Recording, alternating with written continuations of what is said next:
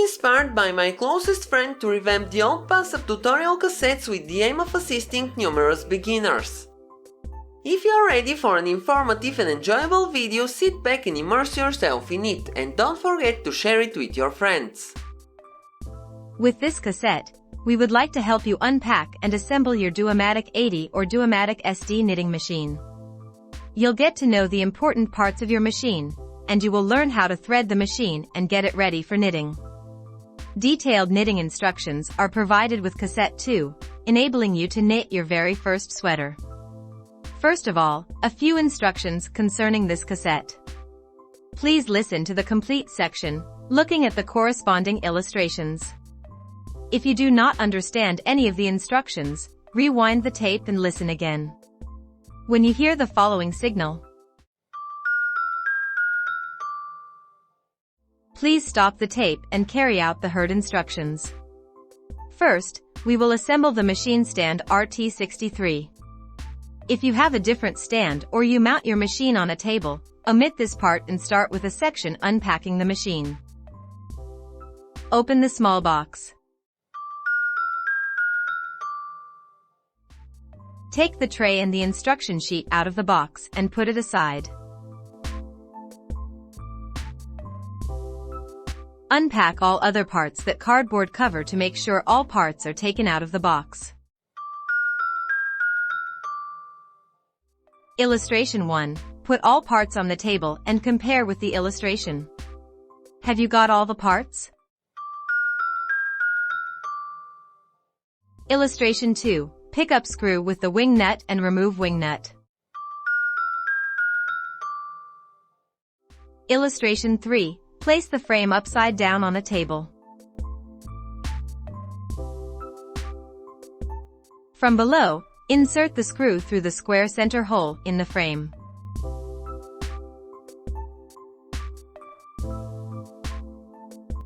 Illustration 5. The 4 long tubes are the legs. There are 3 holes in each tube. There are also holes at both ends. One end of the tube is slightly beveled. Insert the beveled end into the holes of the frame. The legs must go through both holes in the frame.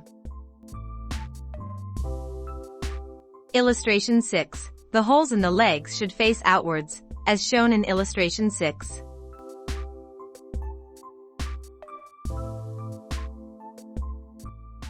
Illustration 7. Pick up the stand support. Illustration 8. Fit the center part of the stand support over the screw in the center of the frame.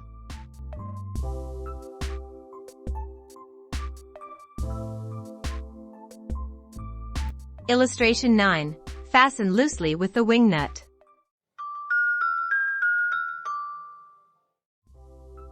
Illustration 10. Pick up the 2 cross supports.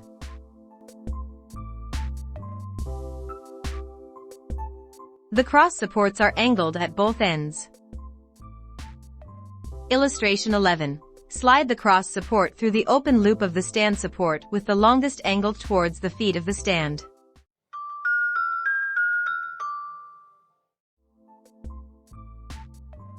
Look at Illustration 11. If you do not insert the cross support properly, you will not be able to proceed with the assembly of the stand. Position the second cross support in the same way.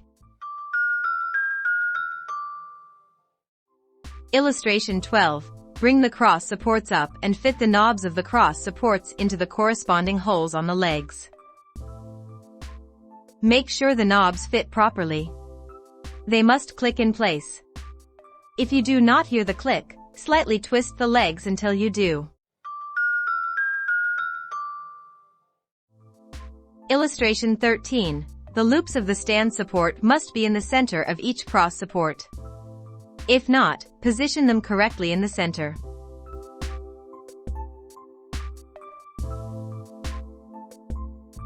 Illustration 14. Tighten the wing nut as tight as possible.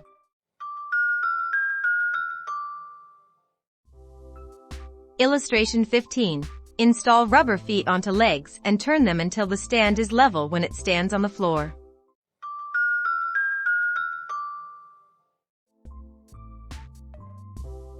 turn the stand and place it on the floor. If it doesn't stand well, please adjust the rubber feet until it stands evenly.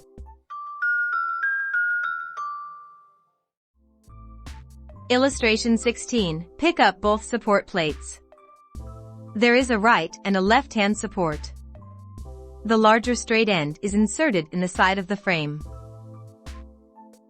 Illustration 17. Insert the left-hand support into the slot of the frame with the bent angle pointing to the right.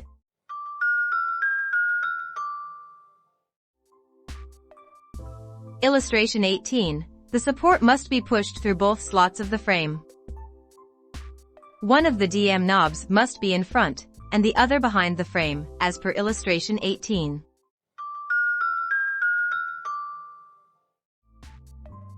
Insert the second support in the same way. Illustration 19. From below, fit the tray into the holes of the legs at right. You might have to adjust the tray hinges in order to fit the tray to the stand.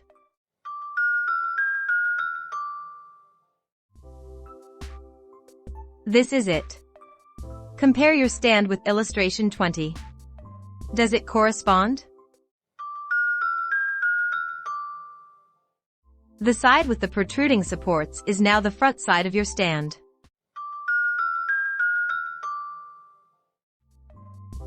Now we start unpacking the Duomatic 80 or Duomatic SD and get it ready for knitting. Open the box and take out the instruction book.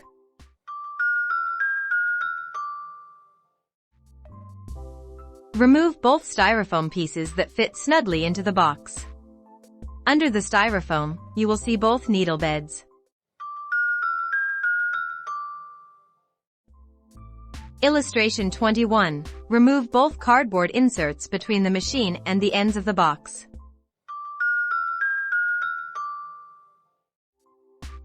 Illustration 22. The metal plate with the socket for the mast is the back of the machine. This side has to face the rear of the stand. Remember, the front of the stand has the protruding supports. Illustration 23. On the bottom of the machine, you will find 4 white plates.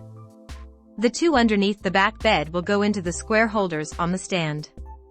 Carefully study illustration 23. Then take the machine out of the box and place it on a stand as shown.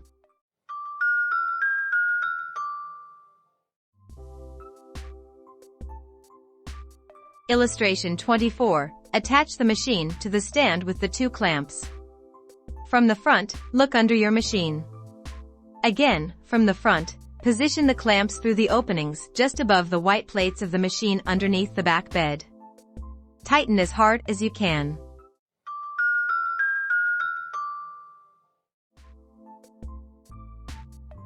Next, we will place the locks on the needle beds. Look at illustration 25. It shows the styrofoam with the included accessories. You will see this illustration again when a new part of the machine is explained. The part in question will be found easily by looking at the illustration where the part is marked.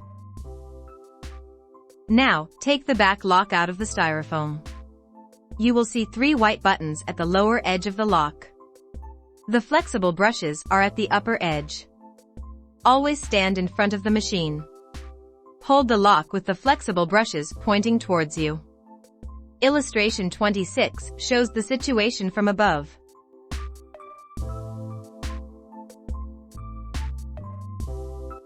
Now, place the back lock on the back needle bed from the left-hand side. Note the white guide rails underneath the lock. The upper guide rail must fit into the lower groove of the upper guide rail. The lower guide rail of the lock will slide automatically on the lower guide rail of the needle bed.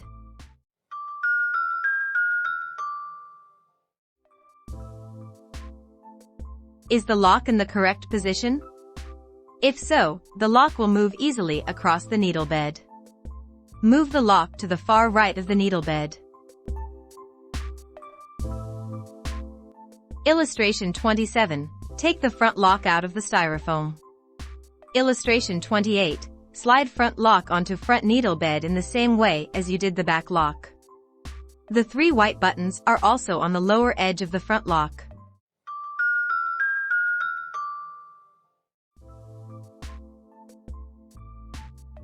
Move the front lock to the far right of the needle bed, facing the back lock. Illustration 29. Push the connecting bolt of the front lock upwards until it clicks into place, coupling the front to the back lock.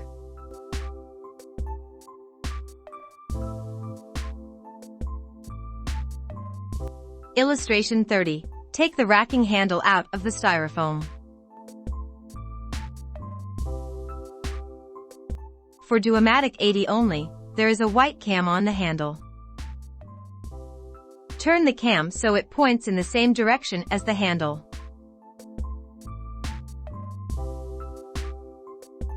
Illustration 32. Under the needle beds at left, there are 2 support holders for this handle.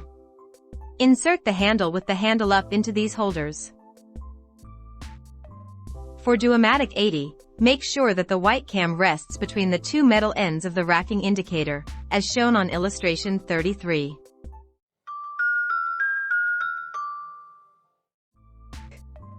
Did you fix the racking handle correctly? Did it snap in? There is an easy way to check on this. Turn the handle once or twice to either the left or the right side, at the same time keeping an eye on the needle bed. The back bed moves sideways in relation to the front bed. Illustration 34. Watch the racking indicator when turning the racking handle. The racking indicator is a scale with numbers. It is located at the top left of the front bed. The black arrow opposite the numbers is part of this indicator. This indicator shows the number of rackings that are possible in either direction. The normal position is in the middle. You will find an illustration of it in the pattern description later on. Notice that the handle clicks slightly when either in the up or the down position. These are the 2 positions used when knitting. Now turn the racking handle to the right until the arrow is exactly opposite the 0. The handle must now be in the down position and snapped in.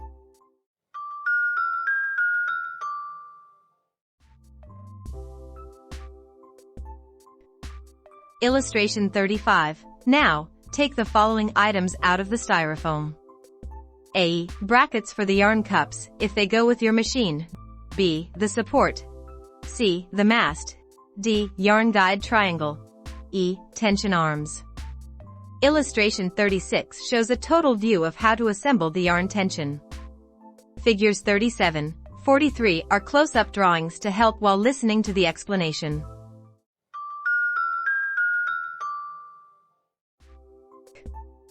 Illustration 37. The bracket for the yarn cups is attached as follows. Hold the mast with the slightly bent part on top. Quite a few masts have a clip attached to it. This clip is in the upper half of the mast and must always point in your direction. Insert the straight bottom part of the mast into the center slot of the bracket. When the bracket is above the 2 protrusions on the mast, turn it to the back, i.e., in the same direction as the top of the mast is bent. Illustration 38.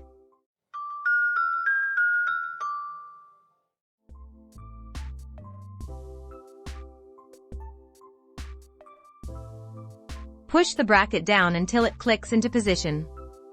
Illustration 39. Even if you haven't got a bracket for yarn cups, insert now the lower end of the mast into its sockets on the back bed.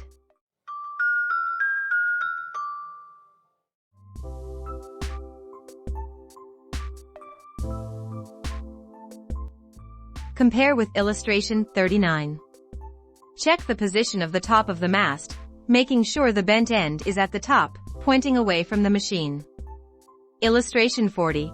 Assemble the support with the 2 tension discs to the top of the mast by positioning the mast into the white plastic part of the support. The support must point to the front of the machine.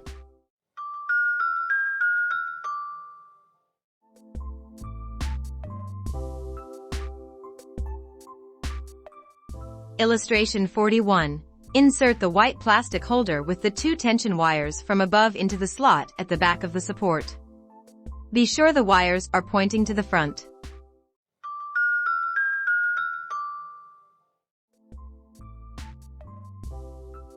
Press down firmly so the white holder almost disappears in the slot of the support. Illustration 42. Snap the yarn guide triangle onto the mast just above the protrusion in the middle of the mast.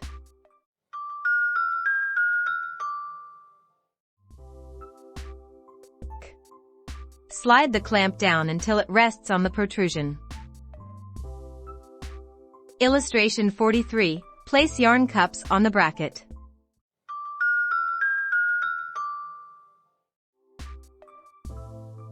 Illustration 44. Take the two-color changer out of the styrofoam packing.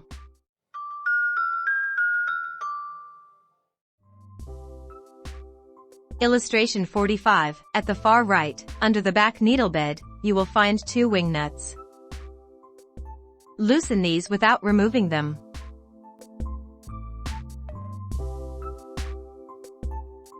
Slide the two-color changer between the machine and the wing nut, fitting the screws into the slit of the holder unit.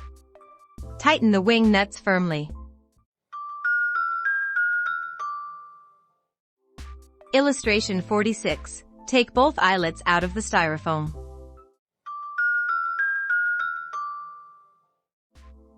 Now, press the key for fast forward on your player to the end of the tape and turn it over.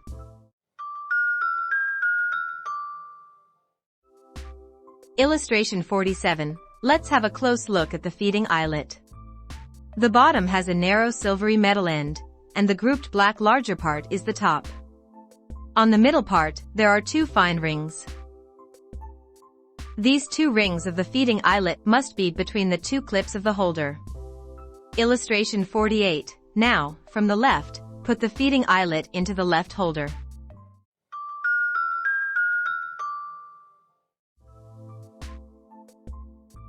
Press this eyelet holder down into the down position. Illustration 49. Now, the right feeding eyelet can be put into the right holder in the same way. Then press the right eyelet holder into the down position.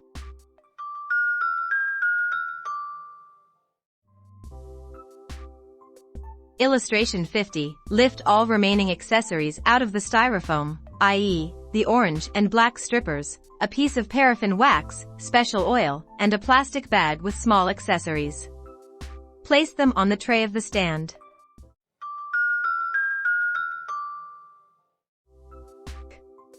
Both styrofoam pieces can be put back into the machine box. They won't be needed for the moment. If the deco comes with your machine, please put it aside for the time being. Now that you have set up your knitting machine, you'll want to make sure the lock moves smoothly across the needles. To achieve this, you should now oil the needle feet. For oiling the needles, never use anything else but the included bellodor oil. Unscrew the cap of the oil tube and pierce the tip.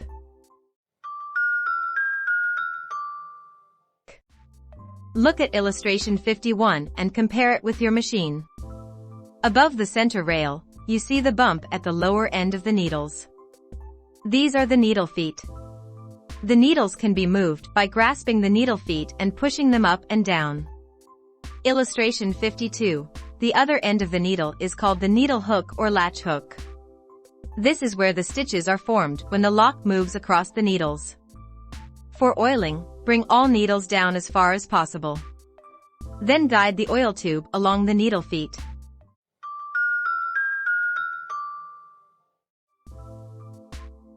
All you have to do now is choose an ideal wool. Thread it, then starting your very first test piece, a small sweater. For this item, you should choose a plain smooth wool or acrylic. You may use fancy novelty yarns when you are more experienced. The length for 100 grams of your yarn should be approximately 500 meters or 157 yards per ounce. Illustration 53. For the small sweater in Cassette 2, you will need approximately 120 grams. Illustration 54. It is important to ensure an easy and constant flow of the yarn throughout the knitting. Therefore, use yarn from a properly wound softball or from a cone. The easiest way is to buy the already waxed yarn on a cone. If your yarn is in a skein or in an unsuitable ball, you will have to get a ball or a cone winder. When winding the yarn, let it run over the enclosed piece of paraffin wax. Illustration 55.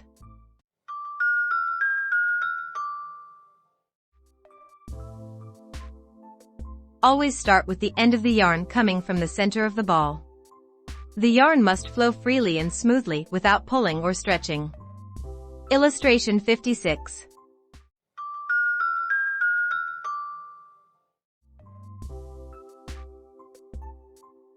Now, you can start threading the yarn. You may put the yarn in the left yarn cup on the table or on the floor behind the machine.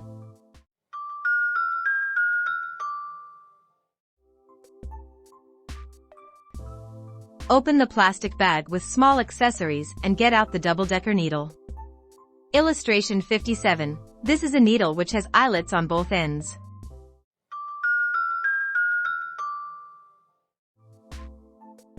Pick up the loose end of yarn coming from the center of the ball and pass it through one eye of the double-decker needle. Illustration 58. Then, from below, guide the yarn through the left eyelet of the triangular yarn guide. Illustration 59. Slightly pull out the button of the left tension disc and thread the yarn between the two discs. Make sure the yarn goes under the small protruding pin, then let the button snap back into position.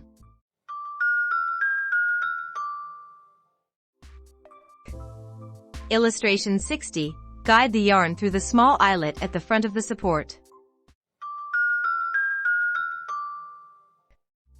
Illustration 61. Now, bend the left tension arm to the front and thread the yarn through the eyelet from the back to the front. Attention! Hold the yarn firmly to prevent the tension arm from pulling the yarn out of your hand. Finally, guide the yarn through the left eyelet at the tip of the support. Illustration 62.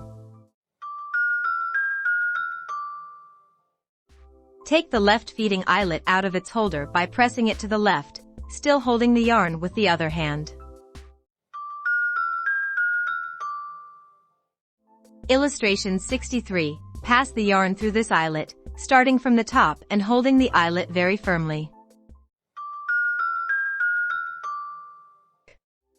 Illustration 64. Put the feeding eyelet back into its holder and, at the same time, pull plenty of yarn through the feeding eyelet. It should be at least 24 inches long. Illustration 65. Pull plenty of yarn through the eye of the double-decker needle too. Then pass the yarn end between the two needle beds, but make sure this is done at the left of the side plate of the machine, actually between the needles. With the other hand, grasp the double-decker needle with yarn under the needle bed. Do not let the yarn go too early. It might easily slip out of your hand. Pull the yarn out of the double-decker needle and thread it into the slot on the right-hand side of the front bed to hold it in place. Illustration 66. This is it. Compare your knitting machine with illustration 67. Does it look the same? If so, you are ready for the next round. Listen to Cassette 2, which gives you detailed information on knitting a child's sweater. Thank you for watching. Check the description to find the links to the second and the third audio cassettes. Have a nice day and see you next time.